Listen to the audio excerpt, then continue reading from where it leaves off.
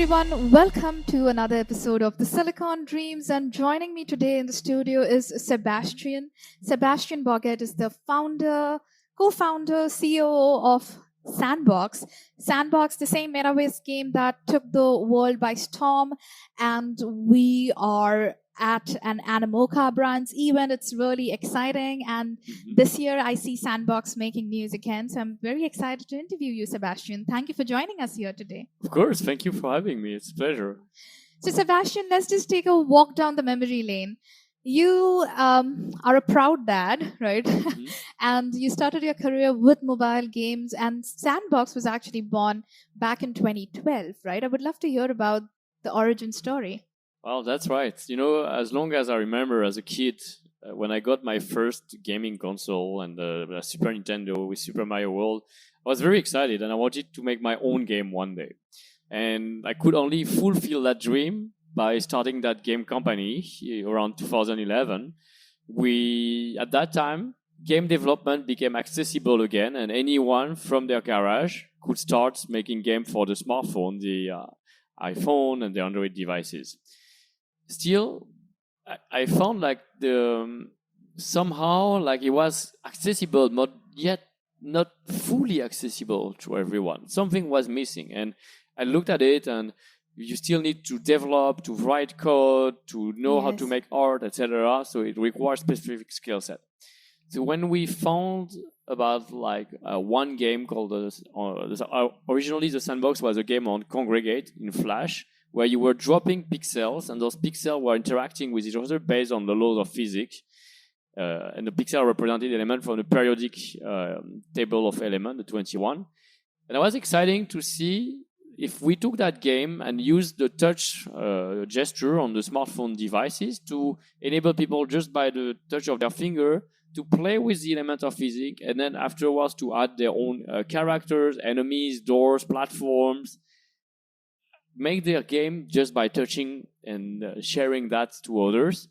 And that's where I realized really we could do something. We could enable game creation to just anybody.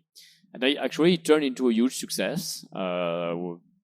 Sandbox got 1 million downloads in 1 month at launch on iPhone, and then 40 million downloads over time. We had over 60 updates over 8 years, always adding new mechanics, new elements to play with, etc. And that essentially really was very exciting to see what people could create. So that really is to reinforce the idea like user-generated content is the way to go, is the future of gaming. Anyone can become a creator if you provide them the right tools and that makes them accessible. Yet, it was not the end of the story. Right. Like, as you know, we launched a new version of Sandbox in 2018, this time using blockchain technology. And why is that? We actually, while we were doing the mobile 2D version of Sandbox, we were very close to the creators. Like I was in conversation with them over social media. We were featuring their creation regularly. And still, after some months, after some years, those creators, they were leaving. So it was very sad for us to see like they put so much passion, so much energy and creativity, and then they are gone. Yes. Something that was missing beyond fame and social recognition of being featured and having followers and so on was the ability for those creators to actually monetize, earn a small revenue because they put time, they put effort, right? And you need to pay the checks. Exactly. If not, like life goes on and they have other priorities. And we couldn't basically share or send payments to them. Like it's not possible on the App Store, Google Play Store to send a payment to a player if you like him, etc. There's no direct link. And also, when you have something on the App Store and you're making payments via the App Store, or you're collecting payments on your app or making payments on the app, you have to pay 30% to App Store as well. So that's a pretty hefty commission. So they take a huge commission. So at the end, we were not able to scale and losing creators. But in 2017, always exploring new technology, I was looking at CryptoKitties, the first game, blockchain-based game that use NFTs. And we saw something quite exciting. We saw that basically in this game, which was about like breeding virtual cats, so nothing new by itself, but just a fun three game. things very exciting beyond the fun game. Like the cats, actually, you buy it from other players. not the Yes. developer. That's wow, we've never seen before in gaming, except some top MMORPGs. Where do you buy them? You buy them on an external marketplace, a sort OpenSea, a sort of eBay of digital assets, not in the game. And you buy them with cryptocurrency, if not fiat payment and credit card. And all those three things, we suddenly realize that, wow, people can sell to each other game content without being restricted by the store. So imagine it's not virtual cats, but it's like the content they make, the experience. And then that's where we realize the potential of NFTs could really work so well if you apply them to the creator economy and to user-generated content. And we should rebuild Sandbox using that technology right from the ground up. That's what we did for the past 4 years now. And the most amazing part of the user generated content being pushed on platforms like Sandbox is that the end users who are creating the content are still in control of the asset ownership because they own it. Versus on traditional platforms, as we all know, a lot of the times when you just go live on YouTube, for example, if YouTube decides to shut you down and if you haven't taken a backup of your content is also gone. Whereas when you're building stuff on chain, and also when you're building stuff with platforms like Sandbox, you have ownership of the asset and you can also then take it to other platforms. Thank you. That was amazing. I would love to ask you that during this amazing journey, and it's been a journey that started in 2011, and here we are in 2024, Sandbox has seen some major milestones.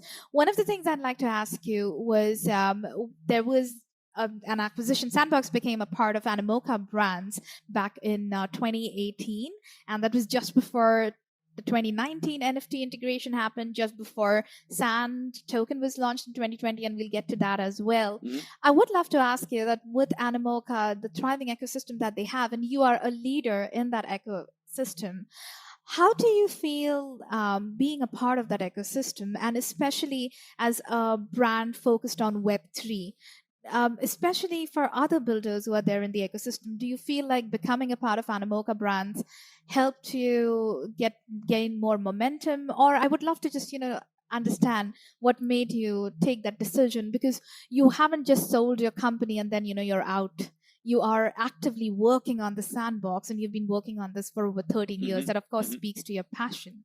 So Absolutely. why take that decision, and how has that decision worked out for you? I think like deciding like to sell your company and being part of a bigger group, like it's almost like a marriage. So you need to find like what's complementary between the two companies.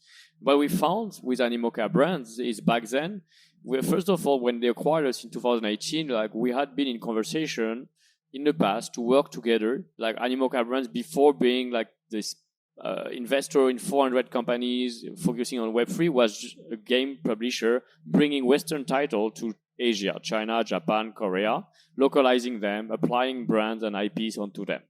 And for Sandbox, as a mobile free-to-play game, we were really strong in the US and Western market, but we didn't have presence and revenue in Asia. So we looked for a mobile game publisher in that region, and we approached Animoca Brands in 2014 and 16. So over the year, we built a relationship, we updated each other, and in 2017, we meet again with Robbie Young at a video game conference, and we say, hey, you know what? We're looking at NFTs, and we think we're going to rebuild Sandbox with NFTs. And Animoca Brands, oh, you know what? We're also looking at NFT. We're going to publish CryptoKitties in China. Wow. Then, and there was not hundreds of blockchain games in 2017 or 18. There were like maybe 3, 4 projects. So we say, maybe it's the right time. Like if we both believe so strongly the NFT is the future and we are one of those pioneers, let's join force. Let's apply our complementary skills and become part of the group to support each other. That's what happened. So in 2018, the acquisition. In 2019, we spun out Sandbox into its own entity. We fundraised and raised a seed round of $4.5 million in July 2019, led by Animoca Brands, True Global Venture, Hash, the leading crypto fund from Korea, Square Enix, the gaming company from Japan, that already told us like, there's something in Asia. All our investors are Asia-based, so that might mean something. I'll get back to that later. and then Series B in November 2021. And in the meantime, Sandbox has been growing. Today is roughly 5.7 million users with a wallet. So we onboard a lot of people in Web3. We have over 400 major brands. We are present in 10 regions of the world, including India, Turkey, Korea, Japan, Singapore, Thailand, Vietnam, Indonesia, Philippines, Malaysia. So really, Asia is a big focus for us. We have grown to over 330,000 active creators over the past 12 months, and Wow. we just passed this milestone of 1,000 experiences live made by creator on the map since we opened publishing last October. So really excited by those big milestones, and part of the reason of success of that growth and those milestones is, first of all, like our focus on Asia region, where like Web3 adoption is much stronger than maybe Europe or US. Absolutely. And the strong support that we get from Animoca brands, being part of the group and having Yatsu or Robbie Young travel the world, speak at conferences, and of course, mention what Sandbox is building. And on her side, building Sandbox, drawing Sandbox, and getting Sandbox as a way to onboard not only the major brand and celebrity, their fans and their audiences from Web 2 to Web 3, but also collaborating with a lot of Web 3 projects and collection, enabling them to engage their community, to create content, to build stories, to chat, to socialize with an avatar, to play with their NFTs sometime, or display them like right behind, or turn them through interoperability into characters, avatars. It's something that is very valuable and has positioned Sandbox as really at the center of like, you cannot be in Web3 if you do not have a land or a form of interaction or experience in Sandbox. And today, like you said, this is the Animoca Portfolio Day. So we just announced we're going to create the Animoca World neighborhood on Sandbox, and we'll bring as many as possible. So hopefully the 400 Animoca portfolio companies to interact in Sandbox, having a land, engaging their community, distributing their token as rewards to their players who complete some quests and experiences, and so on. And it doesn't matter any chain that their project are building or which core game they are building. We are here to engage their audience, to offer something of value, and to grow together by network effects. Absolutely. I think this is one theme that we constantly see in Web3. Everybody talks about the community. Nobody is trying to grow in a silo. People face challenges together. And despite what prejudices the general populace might have about Web3, one of the things that is really strong in Web3 is the sense of community, the sense of growing together with the community. And I am extremely glad to see that, even at Sandbox, that is one of the core tenets. How do you take the entire creator population with you, and how can they grow with Sandbox? That being said, Sandbox is definitely not just limited to creators who are just trying to go out there and have fun. Obviously, a lot of people have a lot of fun on Sandbox, and like you said, just in the past 12 months you guys have onboarded thousands of creators. But we have also seen some of the traditional gaming companies like Atari, Ubisoft. They have a big presence in Sandbox, and you also have brands like Adidas, Gucci that have a presence in Sandbox. You also have educational entities that have a presence in Sandbox. So I would love to hear your thoughts on that. How did Sandbox go from just being a game that, a mobile game that somebody can come and have fun at, to being a universe where everyone, even the top brands, want to have a virtual presence, and a universe where people are using the opportunity to educate people, dropping physical barriers, geographical barriers, and getting people in this VR environment and educating them? Well, it's exactly like you said. Like, we started thinking like it would be entertainment. So sport brand, music brand, fashion brand, gaming brand, and media brand or celebrities that Remember would attract Snoop Dogg with the doggos? Snoop Dogg, Steve Aoki, Paris Hilton, The Walking Dead, Care Bears, Atari, Everyone. Ubisoft. They were the first one that entered Sandbox. And we felt like, yes, entertainment will drive adoption. The fans will come and create and play. And that happened. But also, progressively, as we are building this map of Sandbox that makes it very unique, 166, 164 land, each one is an NFT, and not only the location matters, but like you're part of a neighborhood. Neighborhood is like it can be by region of the world, by thematic. It's quite Yes, you guys exciting. have to go and look at the map to figure out how it is, whether it is closer to the Yeah. center. It's a lot of You- fun just browsing it and too. you put your logo, and then you see who are your neighbors. It's a new way, a social way to explore and discover and build together. And as you walk from the edge of one land, you enter another land. So basically, you were like really like leveraging the proximity. Now, that being said, I'm going to just digress a little bit from the gaming part of it, and I'm going to quickly talk to you about the SAND token. So, the SAND token was launched in 2020, and today the SAND token has a market cap of over $1 billion. What are the utilities of the SAND token in the ecosystem? And my other question for you was, with the Bitcoin halving just happened, we are looking at a new bull run or a new all-time high potentially in the next few months. So what are the plans for SAND? So the SAND token is indeed the utility token of the Sandbox platform, but it's actually becoming much more. It's becoming like a gaming token that's powering new games and sometimes like even physical world events, like we had in Hong Kong at the IEI Carnival. It's one of the top 100, between top 50 to top 100 cryptocurrencies in the world. It's available globally. So it's one of the few tokens that listed both in the US, in Japan, in Korea, in Europe.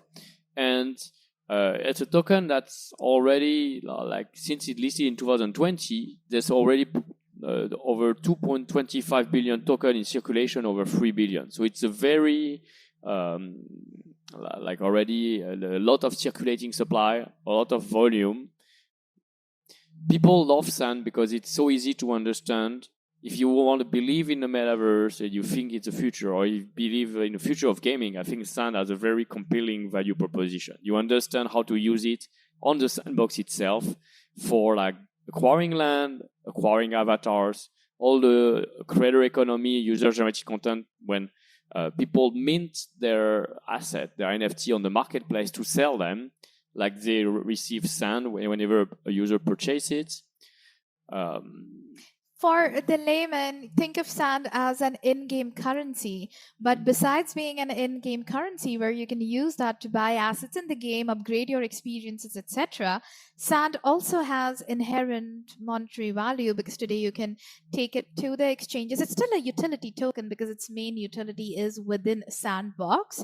But by nature of Web3, where tokens can be monetized, if you go to any exchange, you could actually convert your SAND into US dollars or any other stable currency, or literally off ramp it to your bank account, and you get access to real currency. So if you're a creator, you're not just earning in-game bucks that you can only then spend in game, but you could actually make a living being a creator on Sandbox, or in general on Web3. That is one of the things that people are passionate about and Web3 advocates for, which is being able to provide creators with not just an avenue to have fun, but also to monetize their time.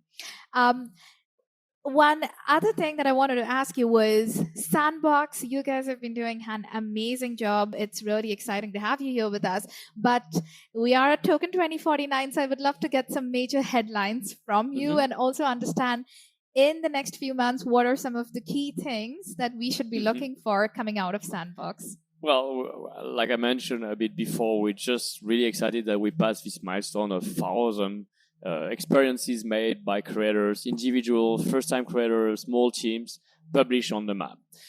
We keep developing and growing Sandbox in new regions of the world. In Dubai, in Saudi Arabia, where I'm going next, we will have major partnership to be announced, and that enables to bring like more opportunity to people from the region to discover like the possibility of the metaverse, like make new jobs and maybe earn a profit or revenue from those activities. This year, Sandbox will go in beta, so we'll keep having major product updates on our game maker that adds more fun, new rules to create diverse gameplays. Not only like treasure hunt game, but platforming, narrative, competitive, time trial, shooting, projectile. Wow. A lot of exciting things. A lot of tools are being added to the already creators amazing can make toolkit. really exciting content online. Like every day I see some of those experiences and content they do, and I'm so passionate about what they can do. That's exciting. We also introduced the Builder Challenge, where we rewarded 1.5 million sand over 10 weeks to the creators that publish on their land, that accelerated that adoption. And we also unveiled recently a Builder Bootcamp program. So we'll have a world tour in 10 cities, more or less, and a 2 days workshop people can join to improve their skills, discover how to become creator in the metaverse. So That's pushing amazing. for education. Which are some of these cities, just so people know? Paris, 2 cities in India, Bangalore, Mumbai. Okay. We'll have Los Angeles, Seoul, Tokyo, etc. Amazing. We also are really our key focus this year is still to be creator driven. So continuing product update, the launch of the DAO, so the owner of land and sand can start participating very actively I'm excited. in I the own growth. some land, so Exactly. So you're a big stakeholder. You own land, one of those 166, 164. That is part of that world that we're building together. I think like this idea that we build to earn, it makes so much sense. Like we participate to the construction of a new virtual nation. Our avatars are the citizen of it, and we contribute to the economy, the creator economy, and we should also hold value for our time and contribution to that. absolutely. And as a builder, as a creator, you're creating experiences that other people will have fun, they'll enjoy. But at the same time, it doesn't all have to be giveaway. Yes, people can come enjoy. If they like it, then they can still buy your assets. And that way, as a creator, you are making people happy. But at the same time, you're also able to pay your bills. And that definitely doesn't hurt. That's a great use of time. Is Sandbox still offering, besides the boot camp and the programs you spoke of? I know at one point Sandbox had an amazing creator grants program. Is Sandbox still offering any kind of creator grants? Or if creators want to come and build on Sandbox, what are some of these channels, or where can they find the support? So there's many education initiatives around the world. There's game jams, that's a way for creators to be onboarded, to follow the stream, to follow and discover like best practice guidelines, tutorials, create content and earn rewards, both in the form of sand and land. And I think like we're also thinking of like how we grow sustainably an ecosystem. So it's not just about giving grants, it's about training, educating how as a creator I can monetize my own experience and like earn a revenue. So this year, creators are already earning 4 to 5 figure revenue in sand. Wow. There will be one creator, hopefully more, that will earn 6 figure. And that's really the beginning progressively. Like I think more success stories, more creators that will earn hopefully 7 figure in the year to come. It's very important. Finger crossed. And I'm sure there will be one or multiple hit game for creator that started on Sandbox. So uplifting those creators, showcasing their work, empowering them to succeed, introducing new monetization mechanics using token, NFT, and Web3 communities, bridging older community that have existing tokens to discover Sandbox and engage their audiences. These are some of the few things that we're doing this year. We also have 100 major brands experience in production.